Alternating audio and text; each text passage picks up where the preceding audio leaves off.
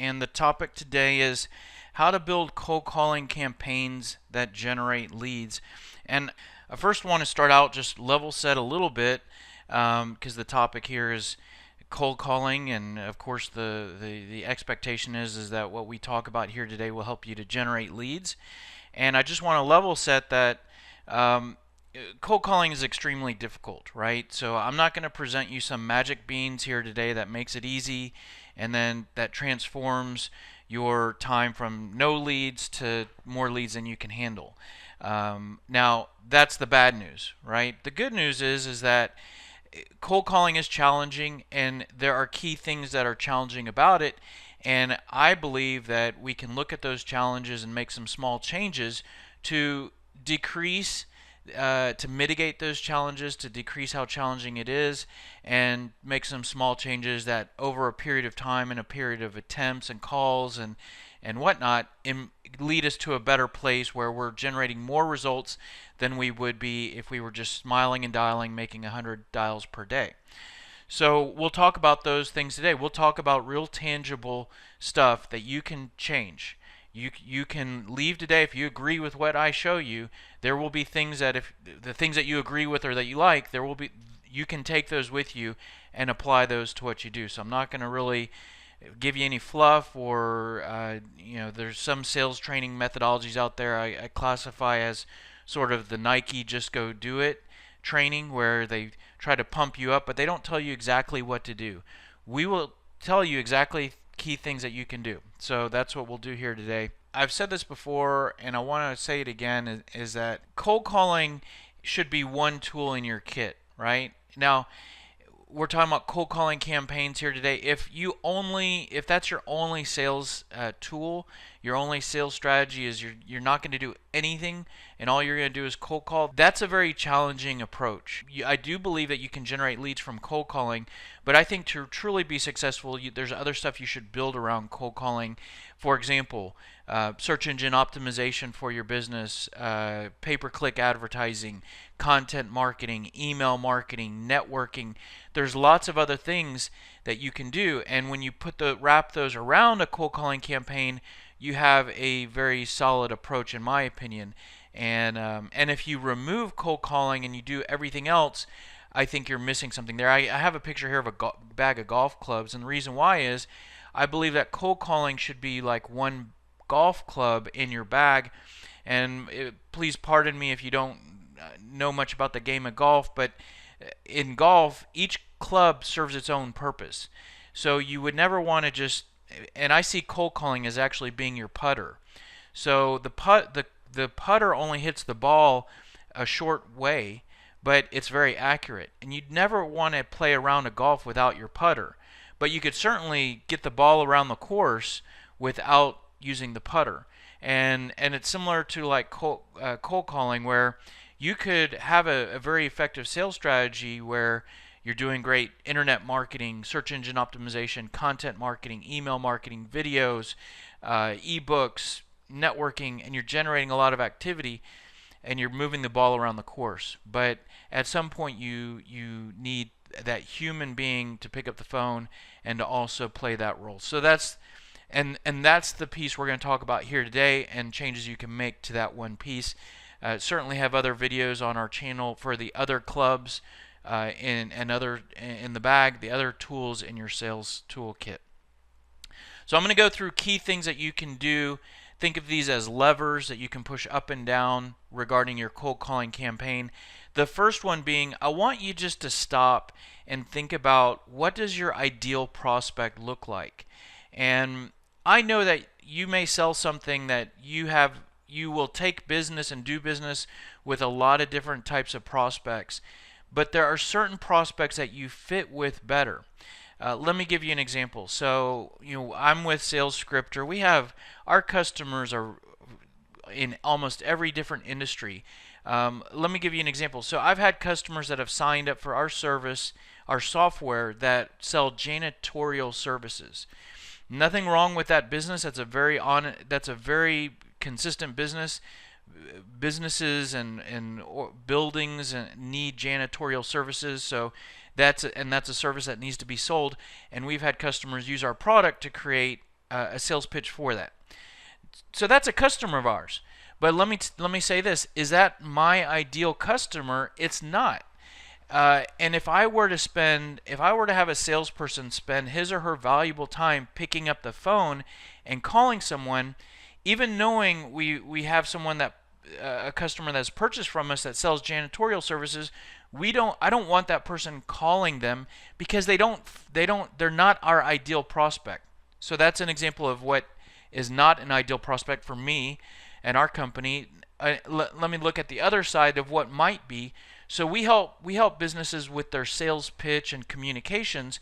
So you know what businesses struggle with that a lot are technology companies that have very complex products that deliver a lot of value, that are very expensive, that can be hard for salespeople to kind of get to communicate in a very short period of time. Well, we hit a home run with those businesses. So even knowing we help all different salespeople and industries, if I want to have my salespeople spend their time, I want them calling those businesses. So I want you, if you're going to launch a cold calling campaign, the very first thing to do is stop to think about what are the businesses that fit best? Where is your sweet spot? And there's a few areas that you can think about. So one might be your industry, the industry that you fit best with.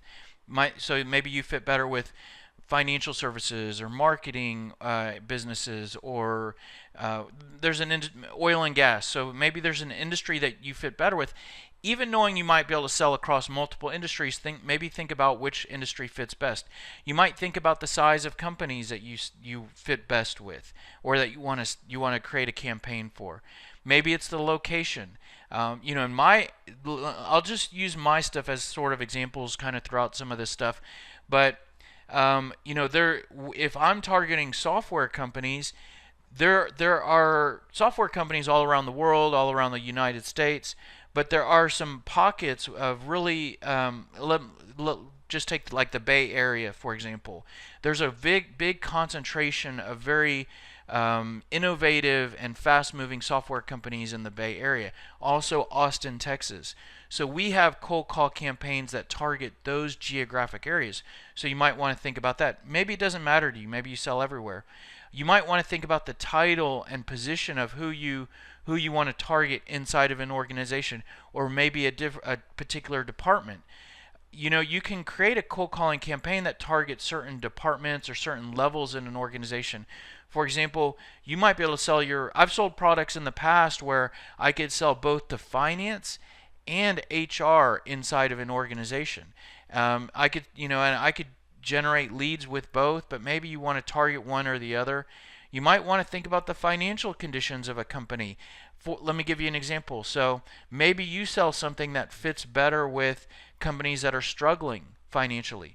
Well, that could be if you're dealing with public companies, you might be able to get a list of companies that are struggling, and then you have a very targeted cold call campaign for companies that really need you. Or you might be looking for companies that are in high growth mode, or companies that are private, or companies that are public. So those are just some things you might want to think about when you're thinking about who you want to call. You might want to think about current environment conditions at that company. So if you sell something that helps to automate a certain process, you might want to target companies that have a manual process in that particular area, or vice versa. Or you might want to target companies that have certain problems going on. So basically, this is building a picture. It's sort of like if you're getting married, or if you were looking to someone that you would get married to, you might want to say, well, I want someone that's honest, or I want someone that's this age, or I want someone that is, has this type of interests or hobbies or whatever. That's what this step is like. Now think about if you were looking to get married, and you were looking for someone to have a relationship with, and you had no clue as to what fits best with you. So this is a very productive step, one that's often skipped. And another step that you might kind of glaze over, think that's not real important, where enough attention doesn't get placed, is the next step, which kind of builds on what I just talked about before, which is building your target list for your cold call campaign. So Everything I just went through with you should be details and data that you can then use to build a list of these are the companies, contacts, accounts that we're going to go after in our cold call campaign. So once you have that ideal prospect in mind, then I'll give you a couple resources. I'm not an expert in building lists or curating data in this area, but I have done a little bit of it. But certainly there are people that you can hire or purchase from that are list brokers that you could take that data of what your ideal prospect looks like and they can give you a list. One tool that I've used in the past is called Lead Ferret, which you can go there and basically you buy a bucket of points and you can use their tool to build a list, and each contact's a point. So it's really easy to use. Really, one of the things I like about Lead Ferret is they give you the email addresses of the individuals. So Hoover's is a tool I've used a lot. I think it's fairly good data. The one downside, and you can get a list of accounts in a particular area, industry, all those ideal prospect stuff that I just shared with you. Hoover's is really good. You can get granular in the level of like financial details. So pretty good at building a list. One downside to Hoover's, I don't believe they give you email addresses, or at least the subscription level that I've used, I didn't get email addresses. So something to think about there. LinkedIn is a great place to go to get contact info, and so one of the things I like about LinkedIn is that the other things I just shared with you, the top three, one thing that you'll experience with all of those is old data. Think about how much people move around in today's world.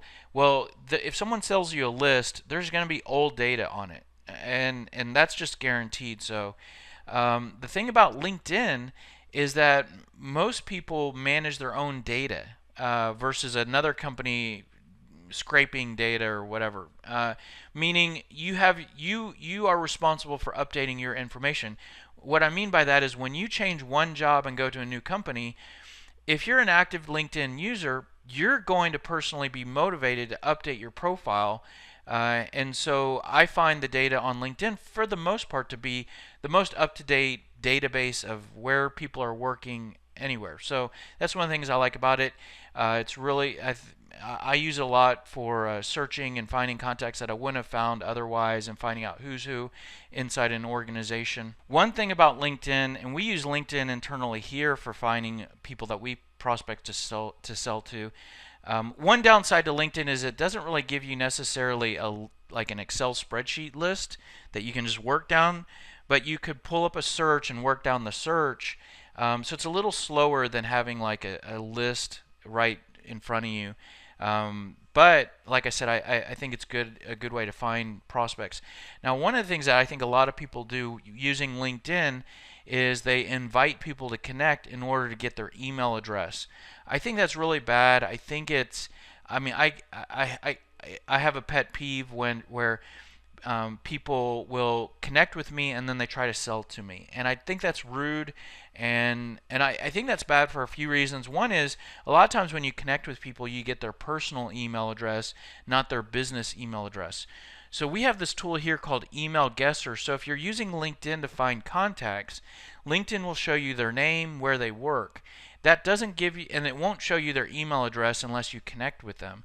Well, here's a tool that allows you to kind of get around that and actually get their business email address instead of their personal email address. So what this tool does is I'll just put in my own information. If you know where someone works and you know their name, most likely their email address is going to be some combination of these three variables.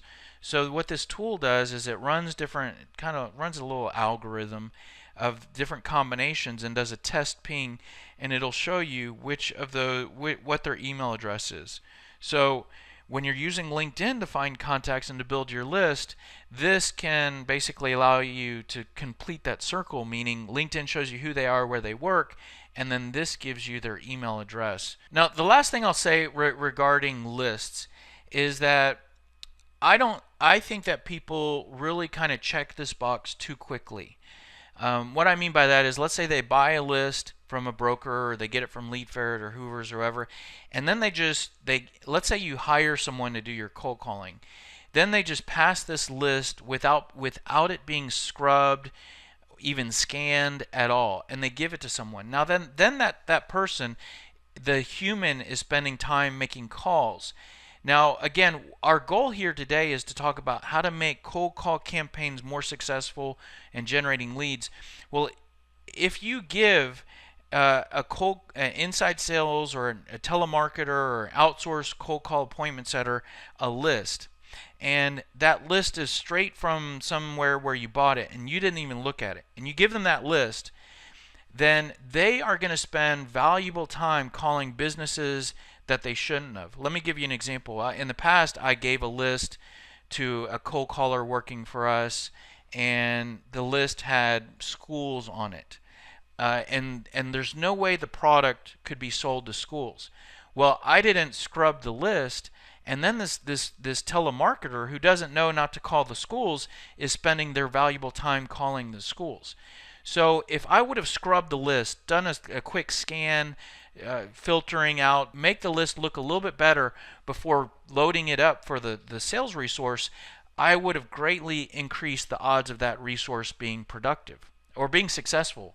So I think that from my experience working with people, they're just they check this box, buy the list, and then delegate it and pass it off to whoever's calling too quickly. So I could continue to go on and on about that, but just make sure you spend more time on creating and developing your list than you think you should. The next step is to identify what product you want to sell. So most likely, if you're a business owner, you're a salesperson, you know what you want to sell. You can answer that pretty quickly, but there are some things to think about. So first of all, maybe it's a product that you have. Well, maybe there's a product. Maybe you sell more than one product, and maybe you want to stop and think about, if I'm calling, there's one of the products that is easier to sell, it's a better foot in the door, it's easier to explain, it's more hot. So maybe you need to stop and think about which of our products should we build a cold call campaign around. Or maybe it's a service.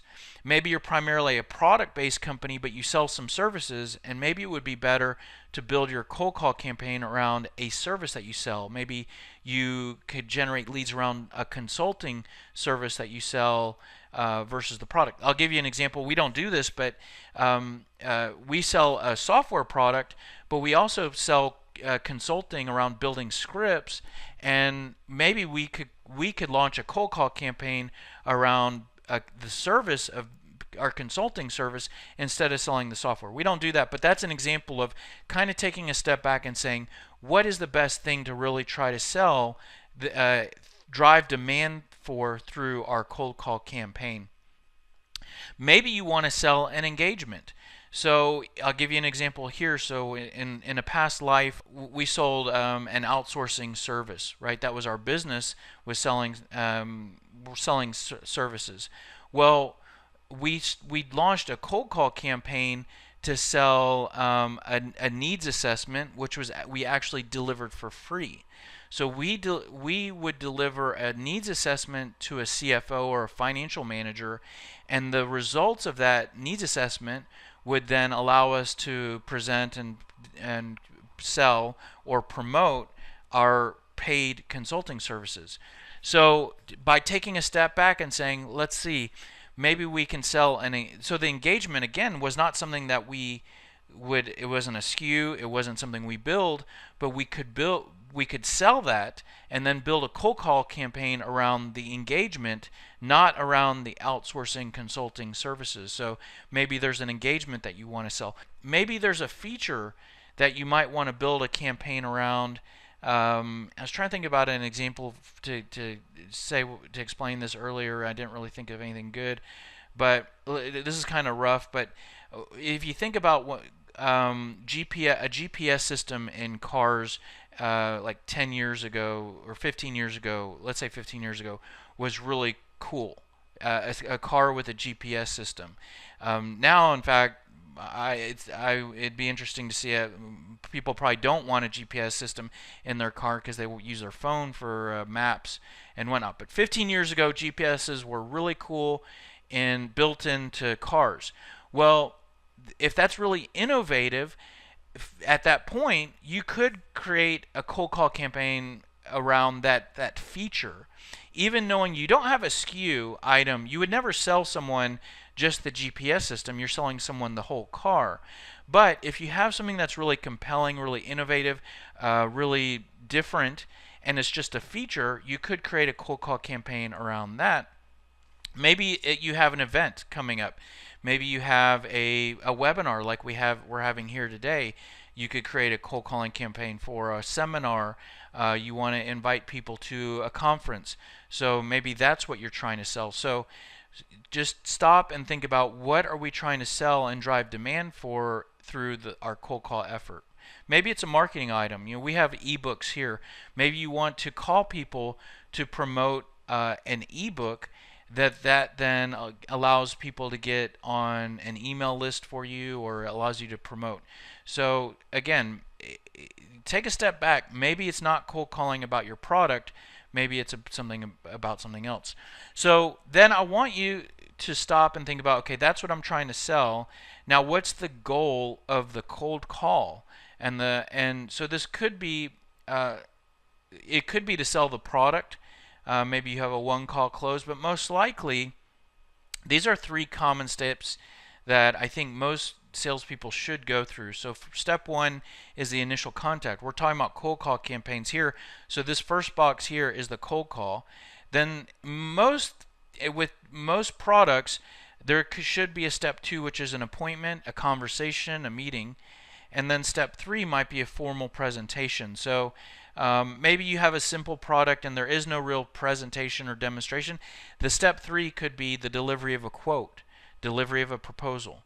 So and maybe you have a one call close item. Even if you have a one call close item, you're still going through step 1 and 2. Those are just kind of consolidated into one step. So but you do step 1 and 2 at the same time on the same call. But anyways, so we're focused on step 1 here, right? We're talking about having successful cold call campaigns, and what I would recommend in most cases, step 2 should be the meeting. So your goal should not be to sell the product. Your goal of the cold call and the lead should be scheduling an appointment, starting a conversation, getting conversations going. So it's easy to lose sight of that, but in order to have successful campaigns, I think that you should stay laser focused on that. So then the next thing I want you to do is to build a good sales message. Key to a successful cold call campaign is having a good message. And you may think that I'm talking here about building a script, building a good script. I'm not. We'll get to that next. We'll build a script next. It starts with building a sales message. And what I think most salespeople use as their sales message is a product pushing message, which sounds something like this. This is who I work with. This is what we sell. This is what it does. This is how much it costs. Do you guys need what we offer? I want to schedule a meeting with you to see what your needs are in this particular area. So I get contacted by salespeople every day with that message, every single day, either calls or emails. And so I don't think that's a good message. I think that, for one, it's all about you. It's pushy. People aren't in buying mode when you reach out to them. So there's a lot of reasons why that's not good. So what we want you to do is we want you to build more of a consultative message. And so instead of talking about your company and product, talk about the benefits that you deliver the buyers that you're talking to. Talk to them about the problems you help to resolve. Ask good questions. Your message should be built around asking questions, and you can ask questions that probe to see if they have problems that you help with. If you have helped some other people like them in the past, highlight that. If you differ in some sort of way from other options, highlight that. If you deliver some sort of ROI, highlight that. And instead of trying to validate that they're interested or that they need what you sell, your goal should be trying to start conversations. This kind of aligns with the last slide I showed you of that sales process. The goal is not to sell the product. The goal is to sell the conversation.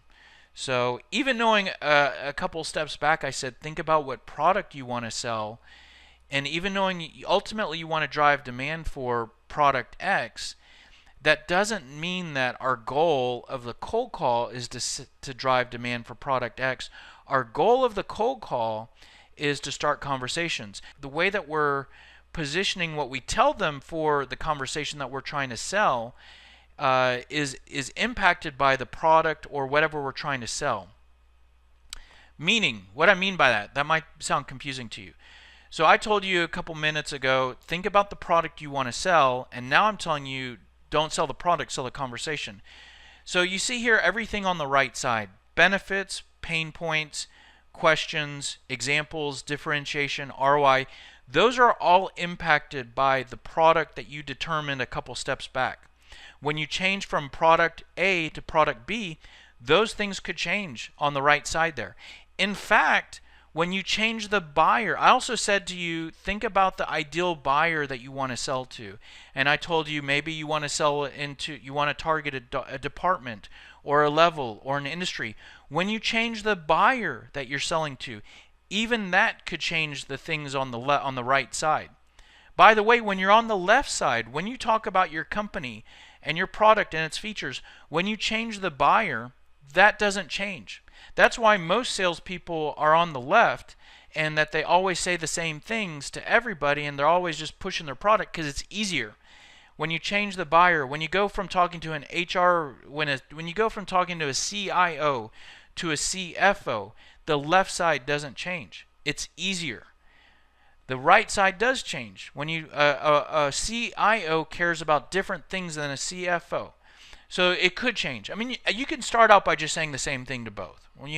But when you start getting sophisticated, you can change your message for those different departments, for the different industries. That's where you really start to get sophisticated. But anyways, so we're not talking about selling the product in this message. We're selling the conversation. But what we say to sell the conversation is impacted by the product and by the type of buyer that we're targeting. Now, here's a whole webinar on what I just kind of ran through in 5 minutes.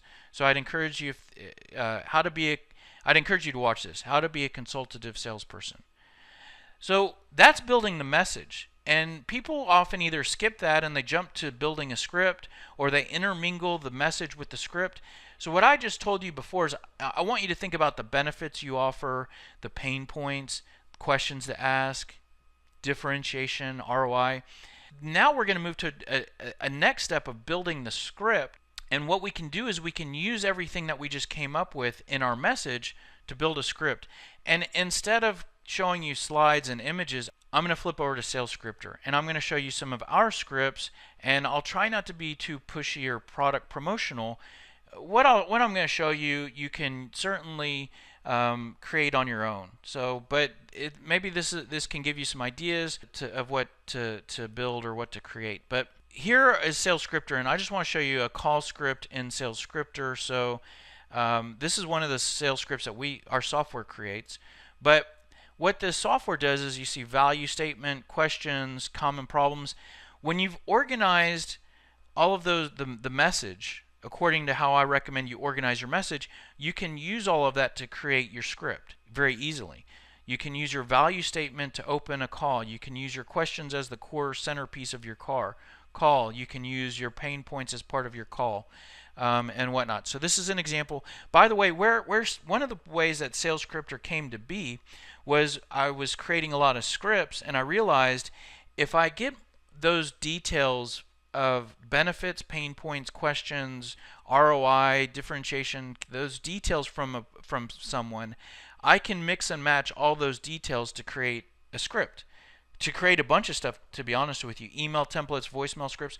So that's actually where Sales Scripter came to be, was I created a tool that allows you to dump, I'll just show you, in our sales pitch builder, you're taken through a process where you can brainstorm benefits and pain points and questions and enter all that stuff, and then the software then uses all that information to create your script. But needless to say, my point is that if you want a cold call campaign to be successful, use some sort of script. And so this is an example of one of the scripts that we create.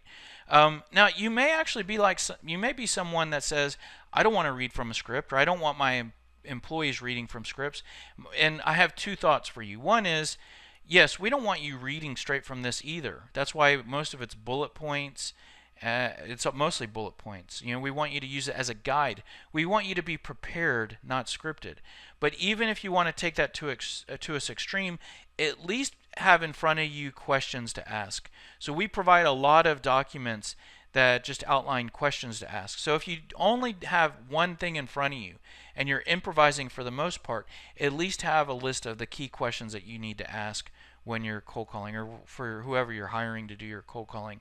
So those are some examples of call scripts, and that's what I would recommend for you to improve your cold calling campaigns. Here's a whole video on creating how to build a cold call script that works. I'd encourage you to watch. The next step is I recommend that you create email templates, because if you are cold calling, you are going to run into the same situations again and again and again. For example, what I mean by that is, if you're cold calling, you are going to call people that you've never talked to. You are going to be leaving people voicemail messages. You are going to catch people that ask you to send them your information. You are going to talk to people for a brief few minutes, and they're going to ask you to call them back at another time. Meaning, these same scenarios come up again and again. And what I would recommend you do is you create email templates for all of these common scenarios. Why? I want you to do that for two reasons. The main reason why I want you to do that is because that's going to be a huge time saver. Because these same scenarios come up again and again, I don't want you writing out emails every time you need to say the same thing. So I want you to kind of do it once and then copy it when those other times come up.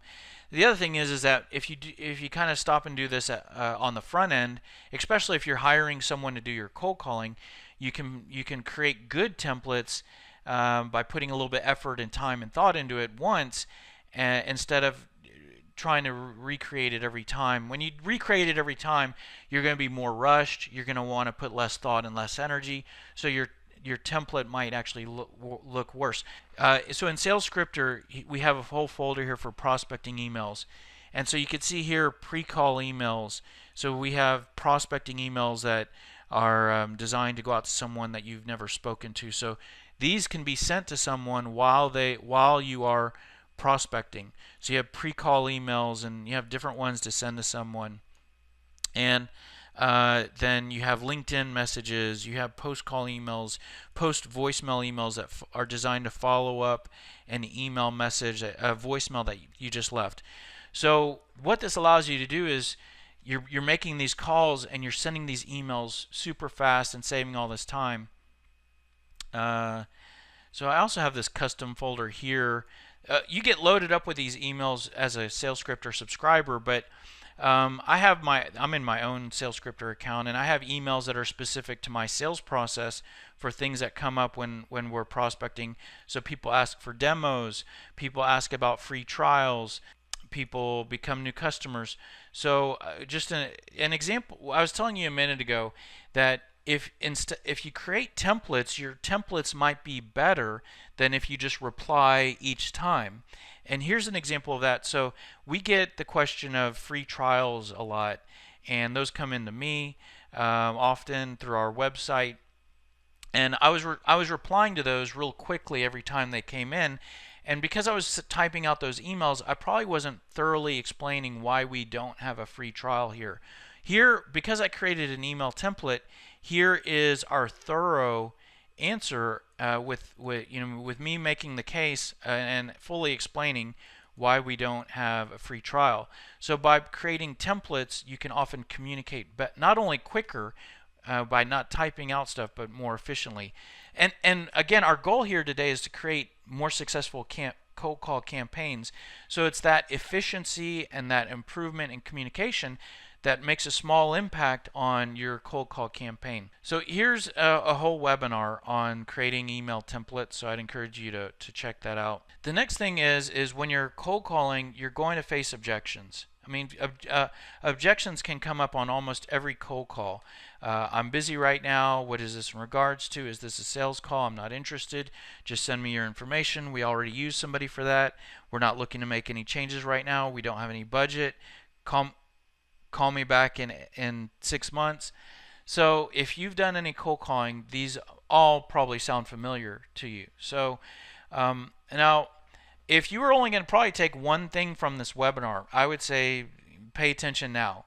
And if you're only going to work on one thing, I would say become better prepared for the objections that you can anticipate. And you can anticipate these, and you probably could add 4 or 5 objections to this list that are specific to your product, that we can't tell you about, specific to your industry or your product.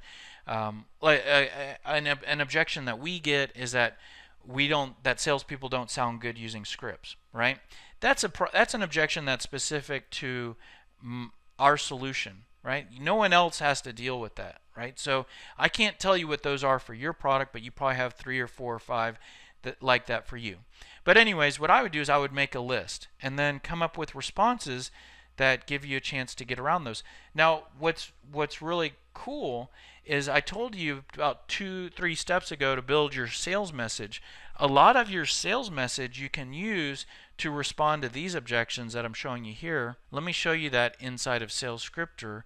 So Sales Scripter provides you with a tool called an objection. Well, it's responses to objections and frequently asked questions. If I just show you the document that's created, we're able to use your consultative sales message and give you responses to all those objections that I just showed you. The reason why is because you can deflect most of those objections back to your sales message. So when a gatekeeper says, what is this in regards to, you can redirect back to your value proposition. And when someone says I'm not interested, you can redirect back to your questions. So without explaining this in detail, because I have a whole webinar on that, the key thing is that, again, start with your sales message. That will help you to create your script. Your sales message will help you to create your email templates.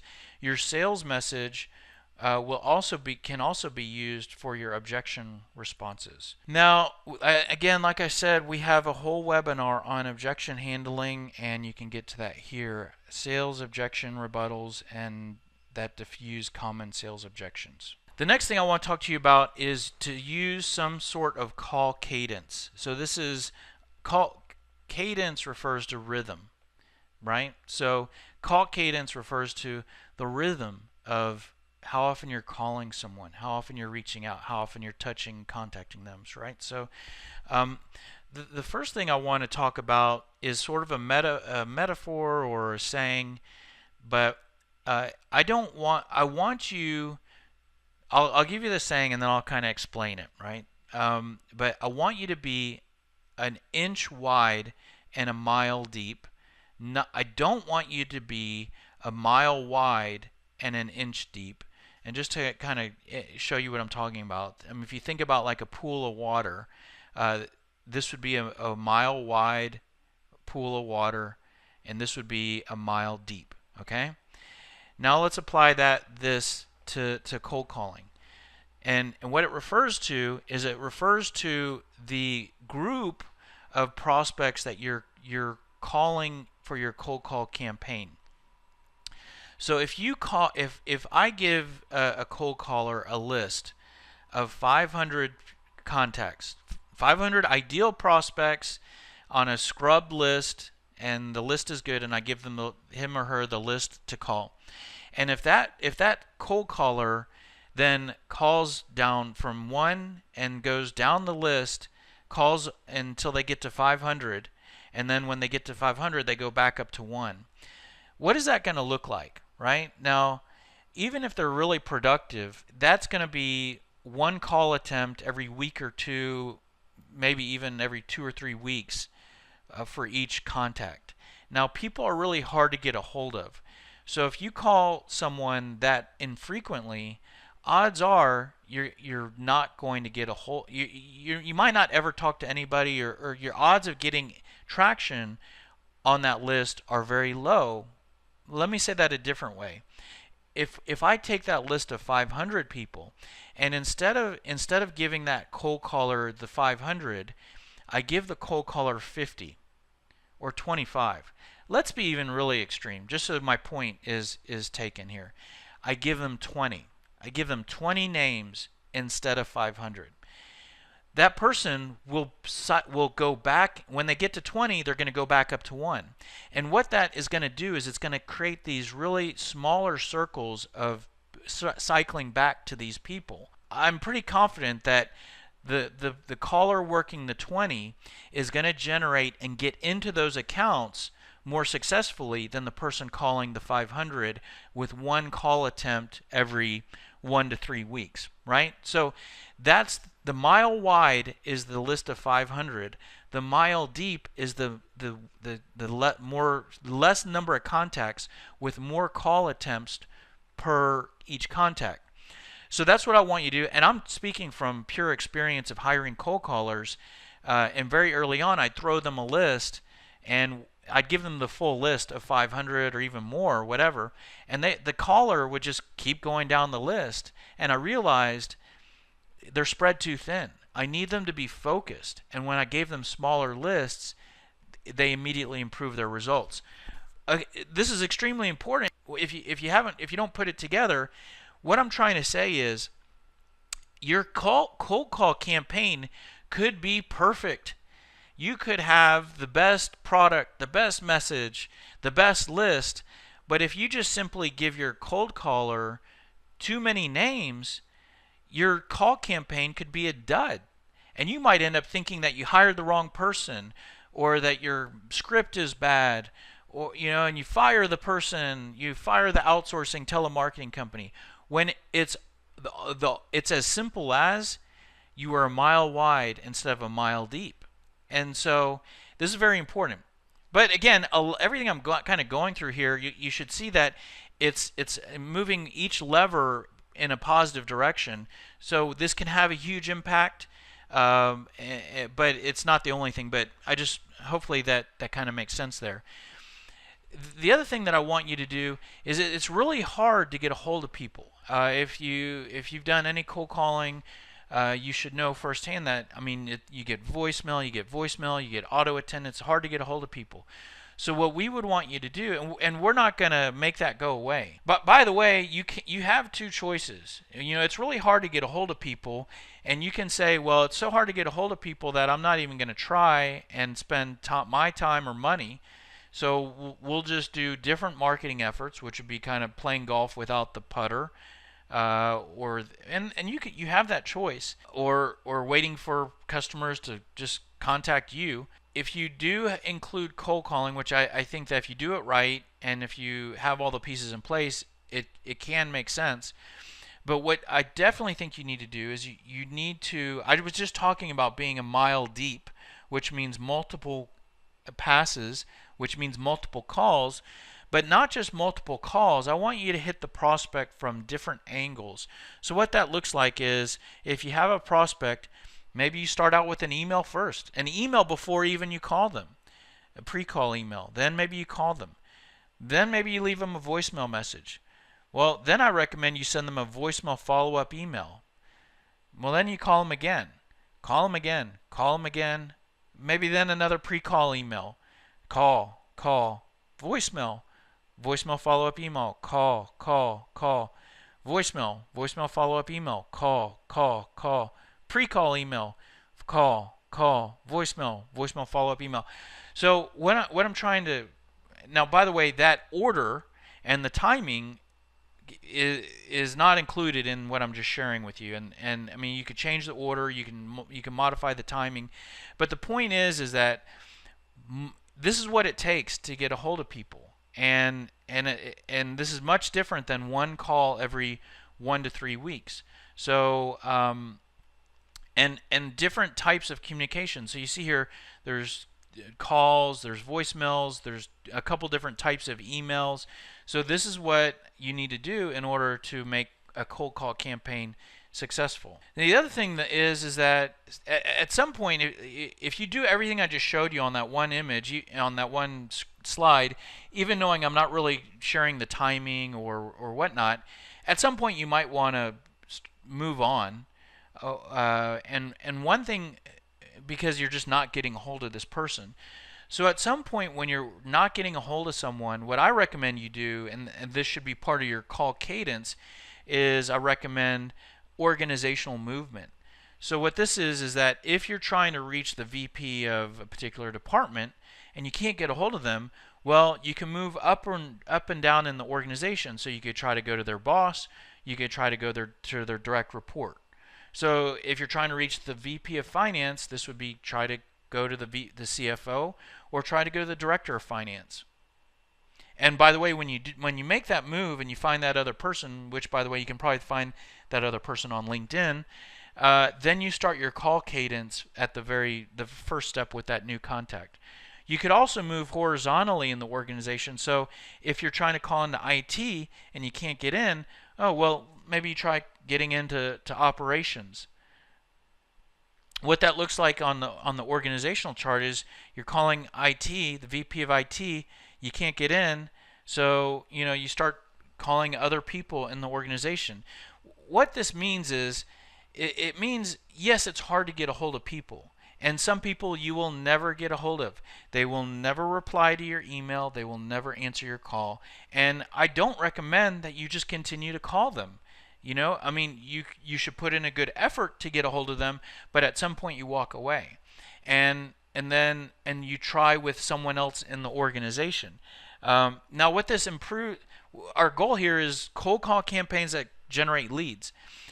What this organizational movement and the call cadence does is it improves your odds of getting a hold of somebody, right? And that's a lead.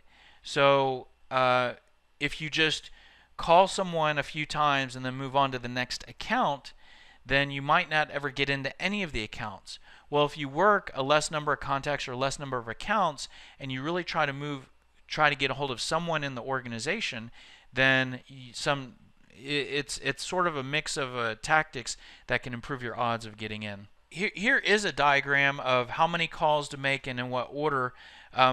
This is a document we call our call cadence workflow.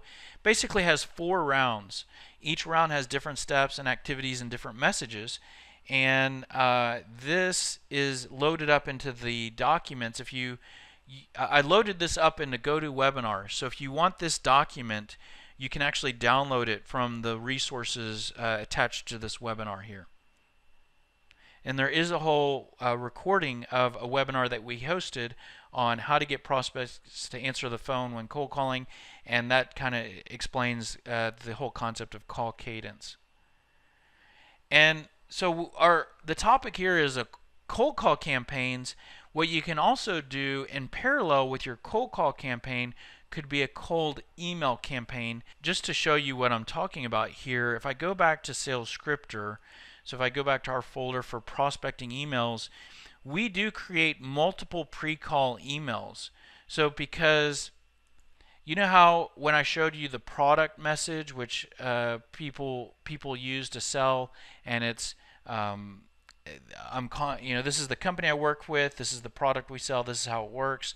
So when someone sends that message and you don't reply, and I'm speaking from experience of me not replying to that message, when they email me again, they just send product message again. Either it looks exactly the same, or they sometimes actually include language like, have you had a chance to look at my last email? Something sometimes kind of rude.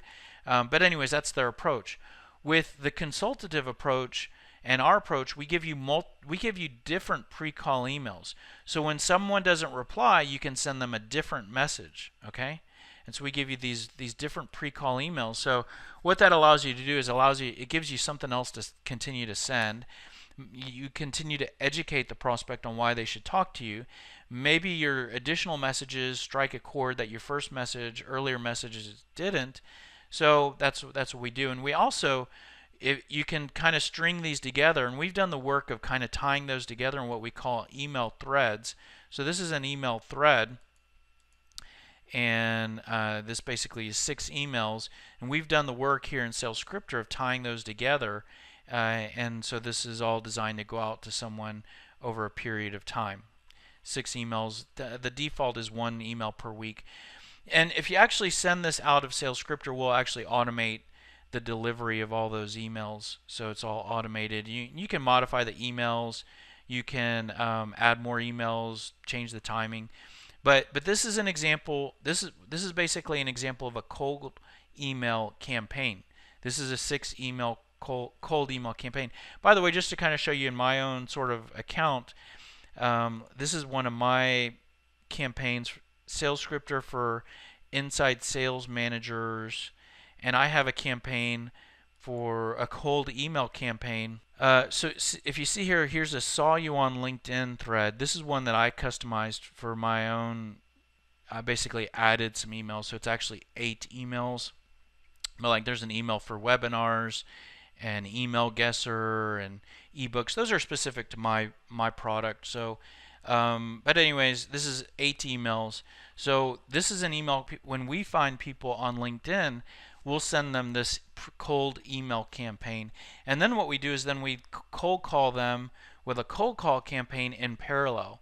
So the two kind of run hand in hand. And the good thing is that if we get sidetracked and don't continue our cold call campaign, the cold email campaign continues to run and whatnot. So it's something to think about. So that's pretty much it. Like I said, no magic beans in there for like you do this one thing and you're going to have so many leads from your cold calling, and cold calling is just going to be easy.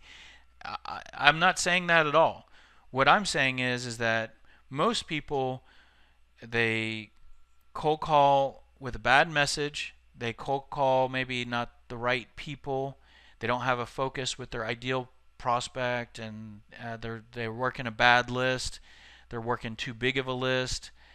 They're not using email effectively, and those small things impact your cold call efforts, right? So if you improve those small areas, then you can, after working a sample of leads and hours and whatnot, you, in theory, and I'm pretty confident, will end up with more results in terms of leads and appointments than you would if you just improvised and smiled and dialed and worked hard.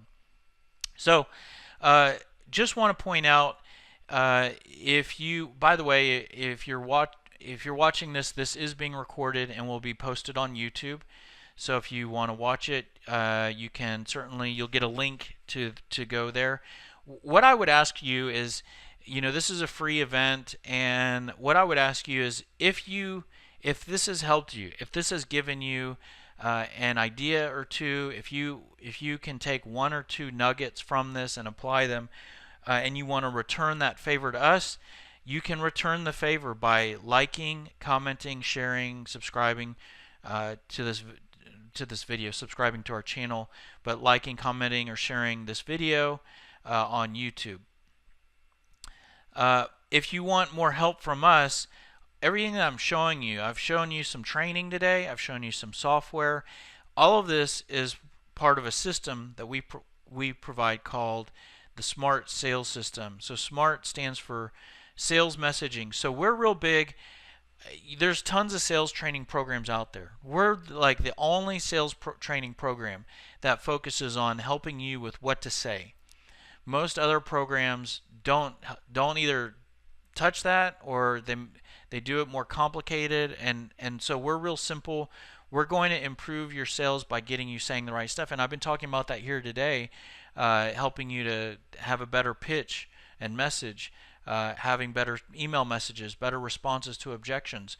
So we will help you with saying the right things, and that's going to have a positive impact on your results and helping you to respond in the right way. So how you respond to objections, how you respond to questions.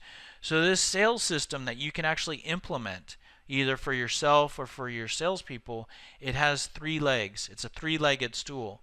So leg 1 is our sales methodology. By the way, you can access our full sales training methodology, the same thing that most companies charge thousands of dollars for. Not only do I think that our methodology is better than other methodologies out there, but it's actually able to be accessed on YouTube for free. If you do Google search our channel, or this is actually a playlist here in this video, in this image that you're seeing here. But you can get our full methodology on YouTube for free. You can also access a lot of it in ebooks for free off of our website, or purchase a book that we have on Amazon called The Cold Calling Equation. The reason why we give away a lot of this for free through recorded training videos, we also do provide custom training, or you can hire us to do training, but the reason why we give away a lot of this is because the second leg of the stool. Our business strategy is to sell subscriptions. I mean, we sell coaching and training. We love getting a new coaching client, but our real strategy is to get more subscribers. And it's not that we're trying to pull wool, manipulate you into buying our software that you don't need. We want you to use our software and it to help you, and we're here to help you be successful and improve your results. But we can help more people at once through our software than we can through our training or through our consulting. So anyways, our strategy is to grow our subscriber base, and our software is basically a software platform that helps you to build your sales pitch, which was one of the steps here. I said build your sales message, and then the software then, and I told you that's not building your script. You can use your message to create your script and your emails and whatnot. That's what the software does. The software gives you a place to build your message, and then the software uses that to build your scripts and your templates. It also provides CRM functionality and email automation. And the third leg to our stool is certainly we can provide consulting, helping you with your message, building your message, getting you set up in our software, building your message inside of our software, looking at what you're currently doing today. So we can also do coaching, one-on-one coaching on a weekly basis, helping you with your challenges and progress and activity tracking and whatnot. So certainly offer all of that as well. Pricing for our software is $49 per user per month. You can just pay month to month. You can sign up for a month or two and cancel, get your scripts. Some of our customers do that. If you use our software ongoing, you probably want to check out our annual subscription, which you can get for a 40% discount. The reason why we give such a big discount is that we have two types of users, and it's fine. We have some people that come to us to create their scripts, and once they create it, they want to stop using our software. So the $49 is really designed per month, is designed for them. But there's other reasons to use our software ongoing, because if you want to always kind of work on your scripts and have a central place for your scripts and use our email automation and our CRM, you'd want to use our system ongoing. If you use our system across your sales team, you want to use our system ongoing. So if you do that, we want you to have a price under $30, and that's what the 40% gets you to $29. Sales training, you can access it for free on YouTube. Again, if you're interested in our software but you're not ready to pull the trigger, I would say go through our sales training program on YouTube. You'll know at the end of that if you love our stuff, and if you love our stuff, you probably should check out our software. Or if you're not really crazy about it, then we're probably not a fit for you. One very popular consulting engagement that we have is our scripter walkthrough, which is a 2-hour engagement where we will walk through and build your message inside of our software. And it's a 2-hour engagement. Basically, I do the driving, typing it. It's a meeting actually with me. I'll interview you, ask you a bunch of questions, push back on some stuff that you say, play devil's advocate, and at the end of that, you end up with a campaign and library filled out in the software. Really productive. I could charge $1,000 or more for that 2-hour meeting. It's so productive. But again, our strategy is to get people using and happy with our software, which is why we really have that at cost. I consider $100 an hour my bare minimum what I'll spend on something, and so the $200 for walkthroughs just kind of at cost, discounted in my opinion. But if you look at it, if you get 1 month and you get a scripter walkthrough, that's $249. Basically, you're going to get a full library of documents written by basically me. And if you've watched any of our stuff, you may be at right now a point where you like the stuff that I've created, and you have respect for that. Well, imagine hiring me to build all these documents for you without our system. That would be a few $1,000s from a sales consulting standpoint. Well, with the tool that we have and with the walkthrough, you basically can get me creating a bunch of documents for you for $250, which is a pretty good deal. Anyways, here's my info. If you have any questions, feel free to reach out to me directly.